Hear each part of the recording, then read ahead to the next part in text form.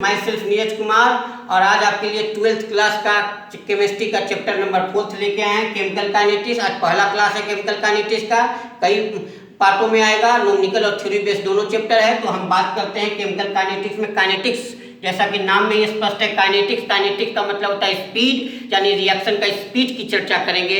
अब रिएक्शन का स्पीड कैसे निकालेंगे हम आपको नीचे बताएंगे। सबसे पहले स्पीड निकालने की चर्चा करेंगे। स्पीड तो आप समझते हैं ना, जैसे कि आप गाड़ी चलाते हैं तो गाड़ी का स्पीड होता है ना, तो आप बताते हैं कितना पर गाड़ी चलाना है, 50 स्पीड कितना है साहब, 50 है, यानी 50 किलोमीटर प्रति घंटा। तो उसी तरह से यहाँ भी क्या है, एक रिएक्शन का स्पीड निकालेंगे, यानी रिएक्टेंट रिएक्ट होकर प्रोडक्ट बन रहा है तो कितने टाइम में रिएक्टेंट रिएक्ट होकर प्रोडक्ट बन रहा है, इसका स्पीड निकालते हैं। तो इसी बात का अध्ययन करने के लिए केमिकल काइनेटिक्स बनाया है। यानी केमिकल काइनेटिक्स में हम मुख्य रूप से 3 चीज़ों का अध्ययन करते हैं। पहला रेट ऑफ द रिएक्शन का अध्ययन करते हैं, दूसरा factors affecting on the rate of the reaction का अध्ययन करते हैं, किन फैक्टरों पर रिएक्शन का रेट स्पीड निर्भर कर रहा है, और तीसरा मैकेनिज्म ऑफ रिएक्शन का अध्ययन करते हैं। तो ध्यान से देखिए, it is the branch of physical chemistry. ये केमिकल काइनेटिक्स फिजिकल केमिस्ट्री का एक ब्रांच है। It is the branch of physical chemistry which deals about, पहला नंबर है रेट ऑफ द रिएक्शन, दूसरा factors which affect the rate of reaction, तीसरा mechanism of reaction. यानी 3 बातों का अध्ययन करने के लिए केमिस्ट्री डिपार्टमेंट में जो चैप्टर बना उसको कहा गया केमिकल काइनेटिक्स। वो 3 बात क्या है? सबसे पहला बात है रेट ऑफ द रिएक्शन का स्टडी करता है, दूसरा रिएक्शन किन फैक्टरों पर डिपेंड करता है, यानी factors affecting the on the rate of the reaction, और तीसरा मैकेनिज्म ऑफ रिएक्शन का स्टडी करते हैं। मैकेनिज्म का मतलब होता है प्रोसीड्यूर, जो आप काम कर रहे हो उस काम करने का जो प्रोसीड्यूर है, कैसे कोई सब्सटेंस आपस में, जैसे आप खाना बनाते हो तो खाना बनाने का भी एक प्रोसीड्यूर है कि आप मान लो जैसे पालक पनीर बना रहे हो तो पालक को पहले करोगे कि पनीर को पहले करोगे, उसका एक प्रोसीड्यूर है। उसी तरह से रिएक्शन का भी एक प्रोसीड्यूर है कि रिएक्टेंट रिएक्ट कैसे होगा, कौन सा बॉन्ड टूटेगा, कौन सा बॉन्ड जुटेगा, फिर वो कौन सा प्रोडक्ट देगा, इस तरह का एक प्रोसीड्यूर है, उसका अध्ययन करते हैं। यानी मैकेनिज्म ऑफ द रिएक्शन का अध्ययन करते हैं, रेट ऑफ द रिएक्शन का अध्ययन करते हैं, factors which affect the rate of the reaction का अध्ययन करते हैं, और तीसरा मैकेनिज्म ऑफ द रिएक्शन का अध्ययन करते हैं। यानी 3 फैक्टरों का अध्ययन करने के लिए केमिस्ट्री डिपार्टमेंट में जो चैप्टर बना उस चैप्टर का नाम क्या है, केमिकल काइनेटिक्स। अब types of chemical reaction, chemical reaction कितने तरह के होते हैं? तो 3 तरह के केमिकल रिएक्शन होते हैं केमिस्ट्री डिपार्टमेंट में।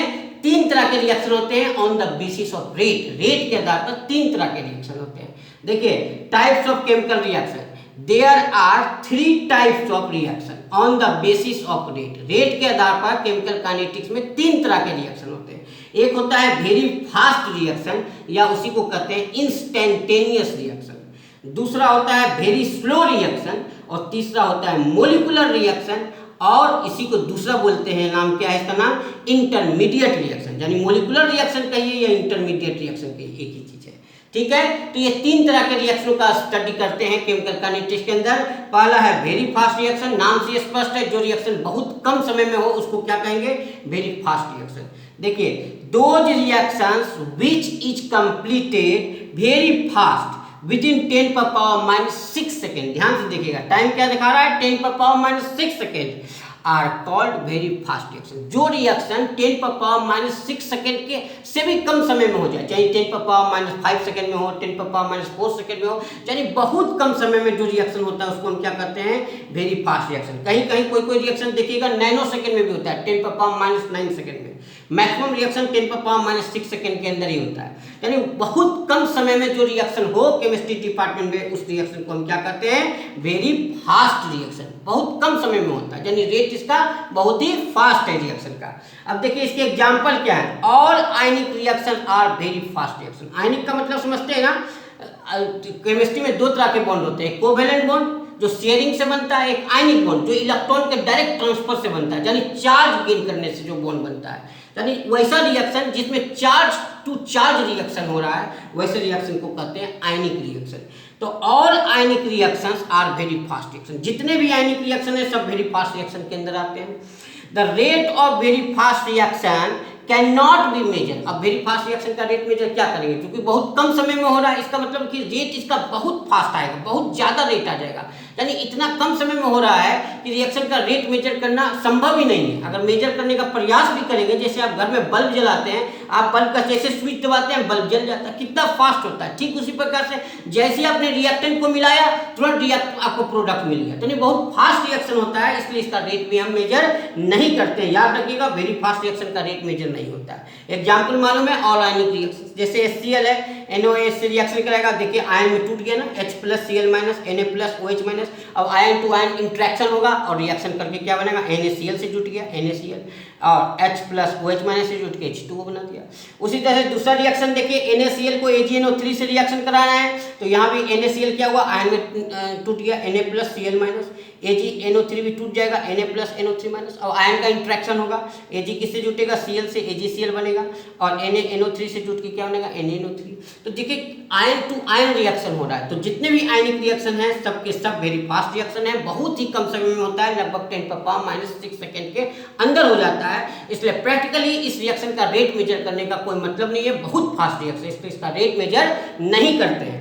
अब दूसरा रिएक्शन है वेरी स्लो रिएक्शन। देखिए those reactions which take more time to complete are called very slow reaction।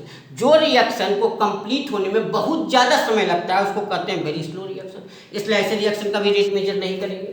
देखिए यहाँ लिखा हुआ है, the rate of very slow reaction can not be measure, क्योंकि इसका रेट मेजर करने का कोई मतलब ही नहीं है। अगर रेट मेजर कीजिएगा तो इसका रेट क्या आएगा, 0.0000 में आएगा, यानी बहुत कम रेट आएगा, इतना कम रेट आएगा कि 0.000 में करके कुछ वैल्यू प्राप्त होगा, तो ऐसे रिएक्शन का रेट का कोई मतलब ही नहीं है, तो ऐसे रिएक्शन का भी रेट मेजर नहीं करते। जैसे एग्जाम्पल क्या है, रस्टिंग ऑफ आयरन, लोहे पर जंग लगना, आप जानते हो, कोई लोहे को अगर छोड़ दो खुली हवा में तो क्या होगा, एटमॉस्फेयर से मॉइस्चर गेन करेगा, साथ साथ ऑक्सीजन भी गेन करेगा, और उस पर ऊपर एक परत जम जाती है।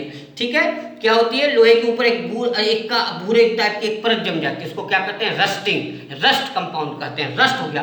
तो ये ऐसा रिएक्शन एक दिन में तो होगा नहीं, लोहा को आज छोड़ोगे कल तो रिएक्शन नजर नहीं आएगा, काफी समय लगता है, तो ऐसे रिएक्शन का भी रेट मेजर नहीं करते, क्योंकि बहुत हो सकता है एक दिन में लगे, हो सकता है एक साल भी लग जाए, तो ऐसे रिएक्शन को हम रेट मेजर नहीं करते। जैसे rusting of iron, rusting of iron का एग्जाम्पल देखिए, हमने एक एग्जाम्पल दे दिया कैसे रस्टिंग ऑफ आयरन होता है। जैसे Fe, कोई Fe आयरन है, कोई आयरन का प्लेट है, उसको छोड़ दीजिए एटमॉस्फेयर में, तो एटमॉस्फेयर से क्या गेन करेगा, मॉइस्चर यानी वाटर गेन करेगा, प्लस क्या गेन करेगा, ऑक्सीजन, ऑक्सीजन गेन करेगा। फिर Fe किस में चेंज हो जाएगा, Fe2O3, धीरे धीरे ऊपर का लेयर, आयरन का ऊपर का लेयर चेंज होता रहेगा, एक का लेयर चेंज होता रहेगा, Fe2O3।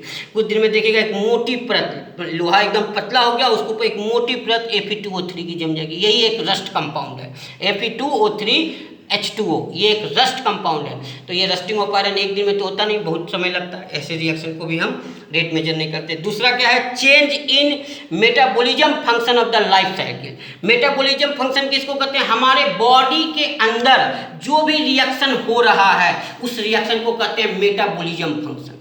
जैसे एक आदमी बच्चा होता है, जवान हो जाता है, फिर जवान के बाद क्या होता है, बूढ़ा हो जाता है, तो हमारे लाइफ, हमारे बॉडी में भी कुछ ना कुछ चेंजिंग हो रहा है, हमारे स्किन में, हमारे एज के अंदर, हमारे शरीर के अंदर के जो मांसपेशियां है या जो भी है, सब में कुछ ना कुछ चेंजिंग हो रहा है, तभी तो आदमी जवान से बूढ़ा, जवान से बूढ़ा हो जाता है, बच्चा से जवान, जवान से बूढ़ा हो जाता है। तो बॉडी के अंदर भी कुछ रिएक्शन होते रहते हैं, तो बॉडी के अंदर जो रिएक्शन होते हैं उसको कहते हैं मेटाबॉलिज्म फंक्शन। तभी तो आप कहते हैं कोई आदमी को कुछ दिन बाद देखते हैं आप तो लंबाई लगता है, लंबा हो गए, तो ये क्या होता है, मेटाबॉलिज्म फंक्शन के अंदर हो रहा है, पर डे नहीं आपको जीवन में आएगा।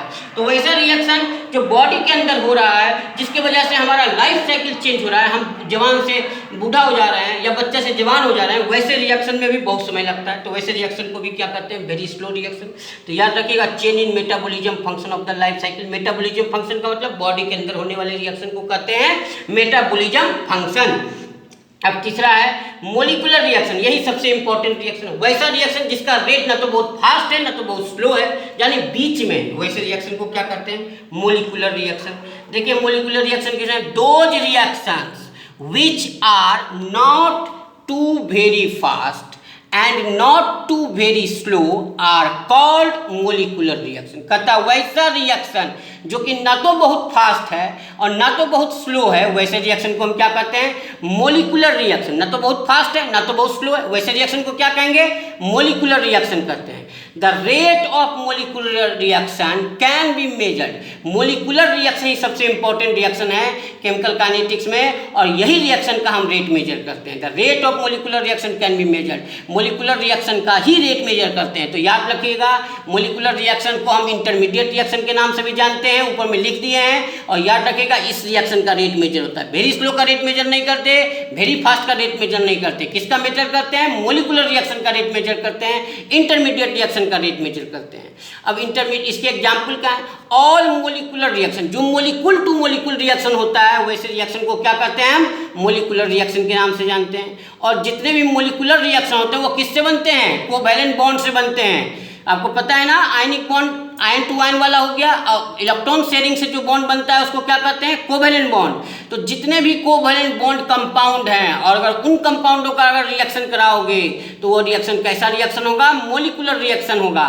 और ऐसे रिएक्शन के रेट को हम मेजर करते हैं। याद रखिएगा, हम रेट मेजर करते हैं। सब कोवैलेंट बॉन्ड रिएक्शन आएगा मोलिकुल टू मोलिकुल। जैसे देखिए एग्जांपल, N2 ले रहे हैं, H2 से मिला रहे हैं तो क्या बन रहा है? NH3 बनता है। तो देखिए N के अंदर बॉन्ड है ना, N के बीच में कोवैलेंट बॉन्ड, और H के बीच में भी बॉन्ड है ना, कोवैलेंट बॉन्ड, देख रहे हैं ना। अब जब रिएक्शन कराइएगा तो ये बॉन्ड टूटेगा, ये बॉन्ड टूटेगा, बॉन्ड ब्रेक होगा। ठीक है, अब एक नया बॉन्ड बन गया, इस टाइप का बनेगा बॉन्ड, तो बॉन्ड फॉर्म होगा। तो जितने भी कोवैलेंट बॉन्ड रिएक्शन है सबके बॉन्ड टूट के एक नया बॉन्ड फॉर्मेशन होता है। तो ऑल कोवैलेंट बॉन्ड कंपाउंड का जो रिएक्शन होगा सबका सब क्या होगा? मोलिकुलर रिएक्शन के नाम से जानिएगा।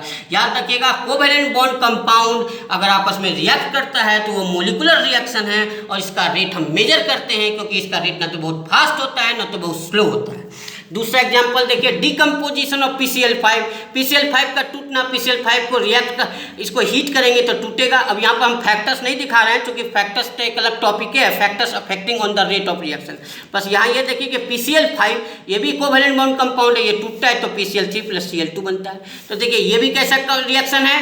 मोलिकुलर रिएक्शन है। यानी जितने भी कोवैलेंट बॉन्ड कंपाउंड के रिएक्शन होते हैं सब के सब रिएक्शन क्या कहलाते हैं? मोलिकुलर रिएक्शन कराते हैं, और मोलिकुलर रिएक्शन का ही रेट मेजर करते हैं। अब अगले टॉपिक में हम इस पर चर्चा करेंगे, रेट और factors which affect the rate of reaction की चर्चा करेंगे। आज हमने टाइप्स ऑफ रिएक्शन को डील कर दिया, इसको ध्यान से देख लीजिएगा, कोई दिक्कत हो तो बता सकते हैं। ठीक है, थैंक यू वेरी मच। आज का क्लास यही स्टॉप करते हैं, अगले क्लास में फिर मिलते हैं।